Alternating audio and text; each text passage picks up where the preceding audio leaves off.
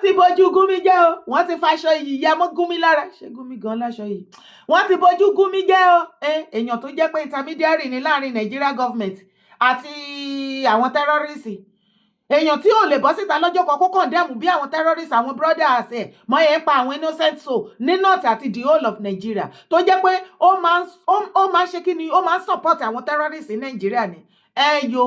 Wọ́n ti lọ forí kómi ní Saudi, wọ́n ti fi kó wá sí Nigeria padà. Wọ́n ti Boju Gumi jẹ́ láti Saudi. Àwọn ìjọba Saudi wọ́n ní láyé kò sí oore ọ̀fẹ́ fún ìwà òfò àtàdánù tó ń wù láti wọ hajj láti wá gbàdúrà ní hajj ọdún yìí. Wọ́n ti dá padà sílé, wọ́n ti deported. Breaking news. Saudi Arabia deports Islamic scholar Sheikh Gumi, bars him from performing hajj. Prominent Nigeria Islamic scholar Sheikh Ahmad Gumi has been deported from Saudi Arabia and barred from participating in the 2025 Hajj pilgrimage, despite possessing a valid visa for the religious rites. The Kaduna-based cleric confirmed the development in a post shared on his social media account today. Due to some reasons related to my views on world politics, the authorities in Saudi Arabia do not want me to be present at Hajj, even though they have granted me a visa. Sheikh Gumi wrote, indicating that while he was cleared for travel, he was denied entry into Medina, the starting point for his pilgrimage. Gumi was part of delegation of Islamic scholars under the sponsorship of the National Hajj Commission of Nigeria, NACON, tasked with offering religious services during the Hajj season. He arrived in Medina on Saturday night aboard an Umza air flight alongside fellow clerics. However, Saudi immigration officials stopped him at the airport and subsequently refused him entry into the kingdom.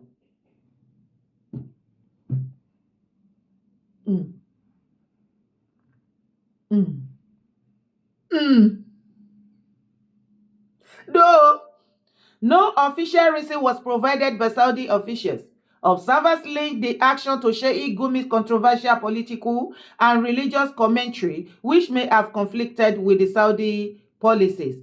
The scholar gained popularity particularly for his role as an intermediary in dialogue with armed groups in the country's troubled northern regions. Or the whole of Nigeria, any intermediary, popular gbogbo Nigeria all over the world knows Sheikh Ahmad Gumi as an intermediary between Nigeria government and the terrorists.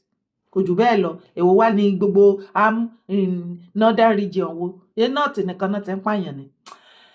Ẹ ṣeun jàre ẹ̀yin ará Saudi tẹ bojú ẹ̀jẹ̀, wọ́n pọ̀, wọ́n sì pọ̀.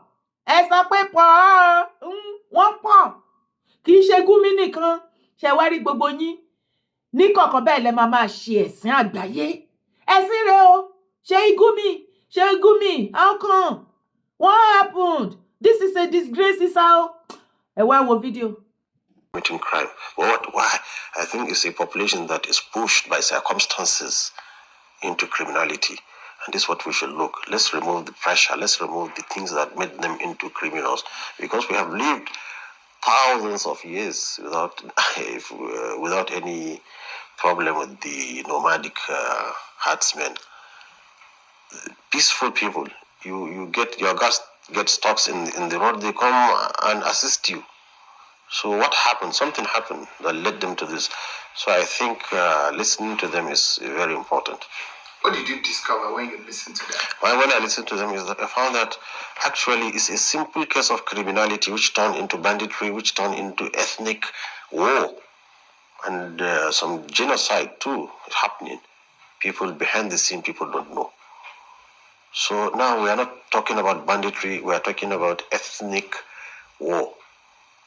So it's an ethnic war, right? Yes, it's going on, yes. So between which ethnic group?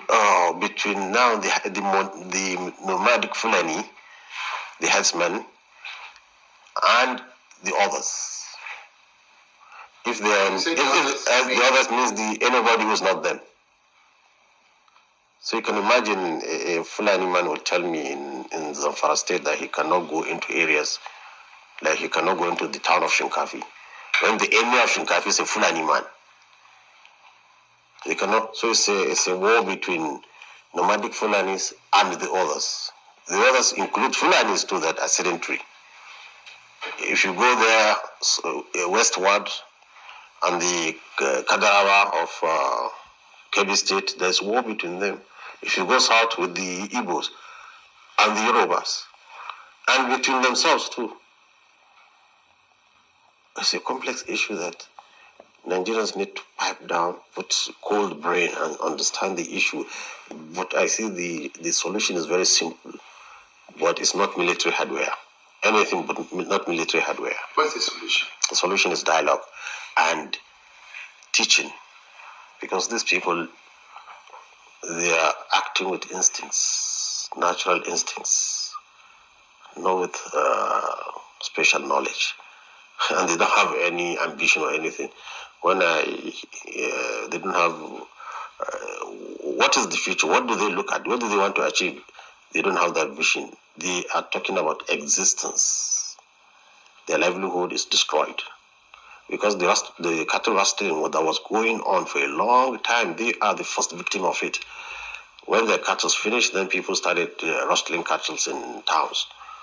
So these cattle rustlers that came suddenly into the scene, this is the source where we should investigate, and we need psychologists, criminologists to investigate how suddenly cattle rustling become a booming business in Nigeria, especially in northern Nigeria, and how it affected the socio-cultural behavior of the nomadic Fulani.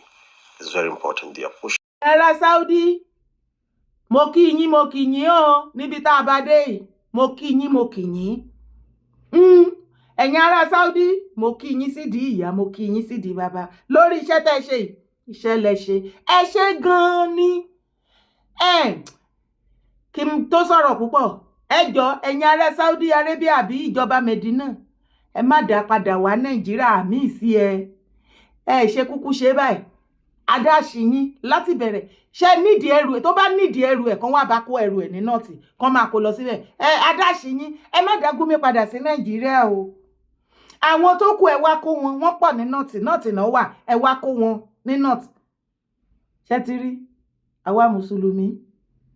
Ṣé ti ráyé báyìí? Ṣé ti rí wípé bí ọ̀pọ̀lọpọ̀ mùsùlùmí ṣe wá gba ẹ̀sìn ní tì kankan. Àwọn nǹkan tí àwọn Saudi ti ṣe sẹ́yìn òun lẹ́yìn kan ṣe mú rẹ̀ nílẹ̀ ilẹ̀ Yorùbá yìí o, nínú Nàìjíríà yìí o. Ṣebí the same Gumi yìí, ìjọba wo ló yẹ kó ti arrest Gumi tipẹ́tipẹ́?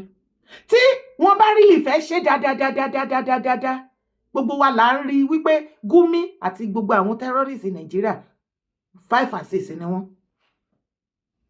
Àwọn Gumi náà wà brain behind ìjọba Jonathan nígbà Chibok girl tó fi ba ìjọba ẹ̀ jẹ́ nítorí wọ́n believe pé kò ní gbélẹ̀. The same thing náà tún ṣe nísìn tẹ́ bá rí terrorist báyìí tó ti gba gbogbo the whole Nigeria.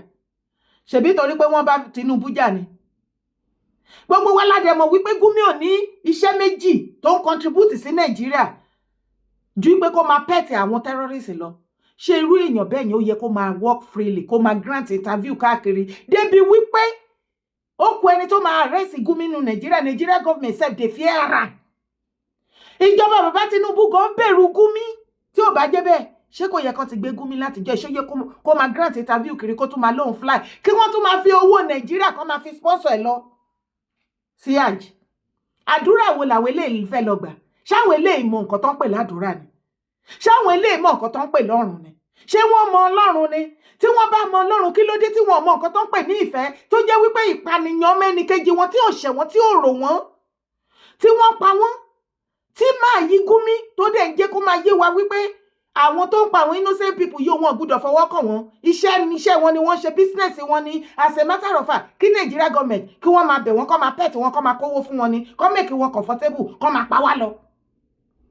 Ṣé irú ẹni ló lóun lọ sí Hajj? Ẹ bá mi béèrè irú àdúrà wo ló fẹ́ lọ gbà ní Hajj? À ń tọ́ra wa ní tọ́ra wa a kàn ń tọ́ra wa ní. Irọ́ ni gbogbo ẹ̀. Hajj wo mélòó la fẹ́ kà ná àwọn innocent people tí wọ́n ti padà nù ní north and the rest of Nigeria? Ṣé ó fẹ́ lọ jẹ́wọ́ ẹ̀ṣẹ̀ bẹ́ẹ̀ pé kọ́lọ́run kó ṣàforíjì pé òun mọ̀ sí ni or what? ṣé Saudi Arabia ló ṣẹ̀ṣẹ̀ yẹ kó máa disgrace Gumi àbí Nigeria government ó yẹ kó ti gbé? If truly President Bola Ahmed Tinubu tó bá fẹ́ dẹ́kun terrorist ní Nigeria, ṣé gbogbo àwọn tí wọ́n list orúkọ wọn tí gbogbo wọn mọ̀ irú Gumi àǹkó àwọn ẹrùfẹ́ gbogbo ṣé kò yẹ kó ti kó wọn sí kálọ́? Ṣé kò yẹ kó ti kó wọn àwọn sultan? Ṣé kò yẹ kó ti kó wọn? Irọ́. Àwa tí wọ́n ń pa tá bá fẹ́ defend ara wa, àwa yẹn lè máa ní kó máa lọ máa kó, àwa lè máa declare as ẹni burúkú. So ẹ fẹ́ ká lajú wa kalẹ̀ bẹ́ẹ̀ ká káwọ́ ọ̀rọ̀ ká ṣe báyìí kọ́ dẹ̀ máa pa wá.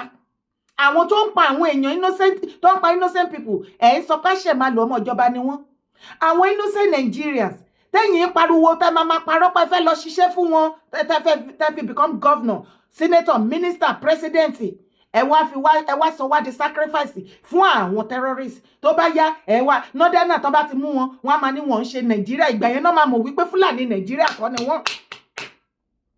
Tí ọwọ́ ò bá ti bà wọ́n, Gumi á wá á ní pé kí gọ́ọ̀mẹ̀ntì kówó fóun kóun lọ bẹ̀ wọ́n.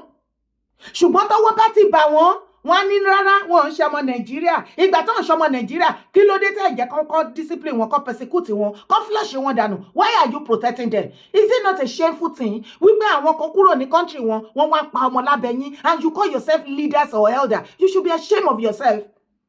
Hey, what to become a leader or elder? Ó yẹ kó sòkúta mọ́rùn gbogbo yín kó fi yín kó jù yín sọ́sà kó fi yín ṣọmọ ẹja lóore because gbogbo yín ẹ ti become a failure to all Nigerians. Ẹ ti disgrace ara yín, ẹ ti disappoint wa. All of you. Ṣé irú Gumi ó yẹ lẹ́ni kó máa sọ pé òun lọ hajj? Ẹ̀sìn wo nìyẹn mọ̀ kí ló mọ̀ tó ń pè lọ́lọ́run? Gumi tí ò ní anything positive fún anybody. Tó ń protect terrorists.